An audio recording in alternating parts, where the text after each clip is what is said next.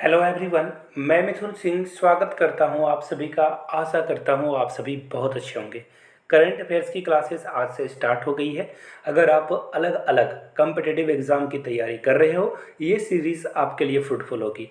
Actually हम लोगों ने कॉन्सेंट्रेट किया है, फोकस किया है सिर्फ और सिर्फ बिहार हेडमास्टर जूनियर की जो 1 to 5 प्राइमरी की वहाँ पे रिक्रूटमेंट होने वाली है, उस पर फोकस किया है। लेकिन अगर आप किसी और कम्पिटिटिव एग्ज़ाम की तैयारी कर रहे हो तो ये वीडियो आपके लिए फ्रूटफुल होगी। तो चलिए वीडियो में आगे बढ़ते हैं और चीज़ों को देखते हैं क्या क्या करंट अफेयर्स आज की वीडियो में हम लोग देखने वाले हैं। तो पहला क्वेश्चन आपके सामने ये रहेगा, रेल टेल। देखिए, रेल टेल ने देश भर के अलग अलग रेलवे स्टेशनों पर वाईफाई के लिए पीएम वाणी, देखिए की पॉइंट है, पीएम वाणी आधारित पहुंच की शुरुआत करी है।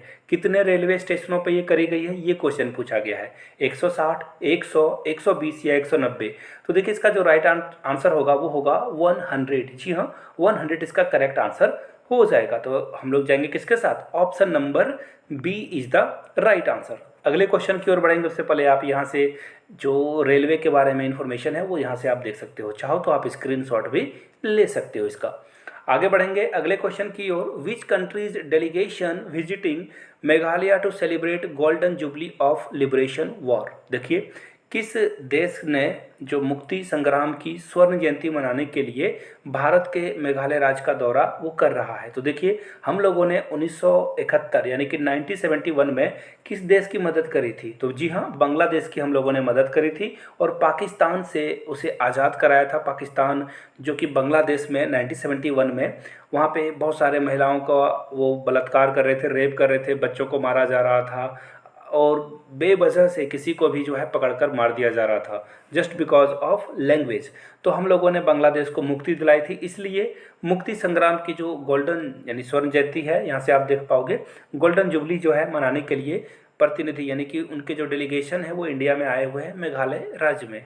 तो इसका जो राइट आंसर होगा वो होगा ऑप्शन नंबर सी के साथ आपको आगे बढ़ना था। आगे बढ़ेंगे अगले क्वेश्चन की ओर। देखिए, ये कांग्रेस वाले क्वेश्चन छोड़ दो, ये तो एग्जाम में आएगा भी नहीं क्योंकि कांग्रेस तो गायब ही हो गई है देश से।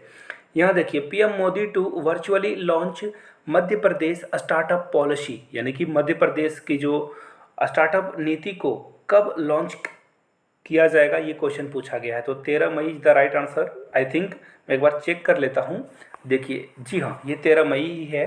13 मई से पीएम मोदी जो है इस स्टार्टअप को लॉन्च करेंगे। तो चलिए आगे बढ़ते हैं अगले क्वेश्चन की ओर। नेक्स्ट क्वेश्चन आपके सामने ये रहा, यहाँ से आप देख पाओगे, दानिश सिद्दीकी। जी हाँ, इनको पुलित्जर अवार्ड मिला है। मैं आप लोगों से जानना चाहूँगा कि 4 लोगों को दिया गया। इसका तो राइट आंसर डी मैं आपको बता दूँ। लेकिन दानिश सिद्दीकी के अलावा, दानिश सिद्दीकी की मौत हो गई थी अफ़गानिस्तान में, वो कवर कर रहे थे और फिर वो जो तालिबानी है उन्होंने इनको जो है लॉन्च पैड से मार दिया गया इनको। आपसे पूछा जा रहा है यहाँ पे प्रश्न, मैं ये पूछ रहा हूँ कि 3 और जो जर्नलिस्ट हैं जिनको पुलित्जर अवार्ड मिला है, पुलित्जर प्राइज़ मिला है, उनके नाम आप नीचे कमेंट बॉक्स में कर दो ताकि और लोगों को भी हेल्पफुल वो रहे, आपका आंसर हेल्पफुल रहे। तो चलिए फिलहाल अगले क्वेश्चन की ओर बढ़ेंगे। यहाँ से आप दानिश सिद्दीकी की इमेज देख सकते हो। ये फोटोग्राफर थे, फोटो जर्नलिस्ट थे। इनको बहुत बहुत श्रद्धांजलि, देश इनको हमेशा याद रखेगा।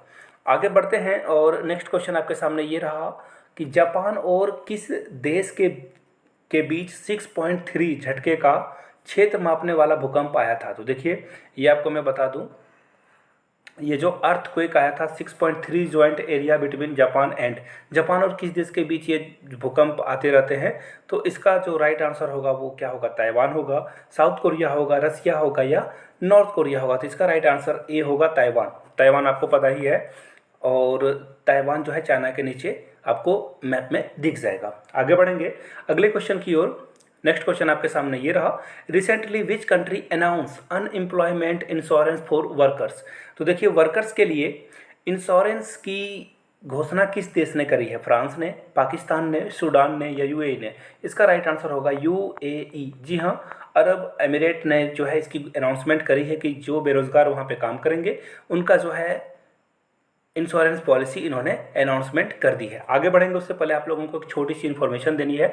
अगर आप बिहार हेडमास्टर की तैयारी कर रहे हो, आप हमारे साथ तैयारी कर सकते हो। आपको नोट्स, सारे सब्जेक्ट्स की नोट्स को प्रोवाइड कर दिया जाएगा ओनली 599 में। जी हाँ, 559 रुपीज़ में आप इसके नोट्स को तैयार कर सकते हो। और previous year question paper headmaster के जो भी आज तक हुए हैं वो क्वेश्चन पेपर अगर आप परचेज़ करना चाहते हो तो 100 रुपये में, जी हाँ, 100 रुपये में आपको प्रीवियस ईयर क्वेश्चन पेपर मिल जाएंगे। हेडमास्टर के जो सब्जेक्ट्स हैं वो, और हेडमास्टर का जो मेन कोर सब्जेक्ट है CDP का वो भी, और 599 रुपये में आप पूरे नोट्स को परचेज कर सकते हो, क्वेश्चन पेपर 100 रुपये में। चलिए, सूचना समाप्त हो गई। अब आप बोलोगे कि क्वेश्चन पेपर मिलेगा कहाँ से, तो यहाँ से मेरी ईमेल आईडी देख लो, yourmithunsingh@gmail.com पे मेल कर लीजिए। इंस्टा पे हो then do follow me @imithunsingh।